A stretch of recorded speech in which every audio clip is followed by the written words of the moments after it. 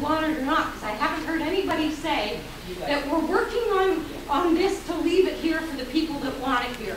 You're all talking about, let's move it, and this is our plans, and this is our plans. Well, we're asking for your reaction to that. The balance of power has shifted, and you can see the frustration here. This is just as much your community as it is ours. However, we need to have an appropriate voice. And the frustration here is, again, coming from that voice not being appropriately permitted to speak. And I'm sorry that that's happened. You, sir, you've worked for Dwight Duncan for 7 years. You know how consultations work. People look at a plan and respond to it. We're being asked to respond and give information on the plan that you don't know anything about, and I feel that that's very irresponsible to ask us to comment on something that's skeptical. I've worked in the British Museum Library. I've worked in the Library of Congress. I've worked in the Parliamentary Library. I've worked in the LSE Library and the King's College Library at the University of London. So I can tell you this.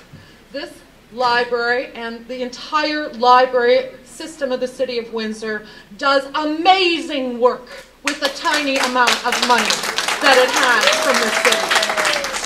Let's not assume that council doesn't know what is going on.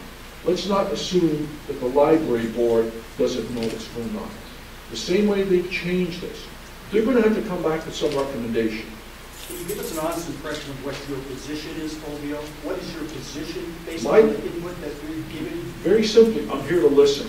I can't think of a time in all my years here that I've been more taken aback by a proposal forthcoming from council such as this. This building has been here for almost 40 years. It's a beacon in the city. It's a landmark on our most important streetscape.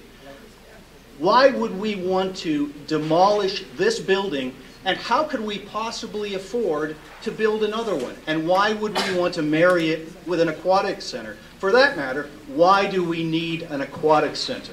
I'd like to know where this came from.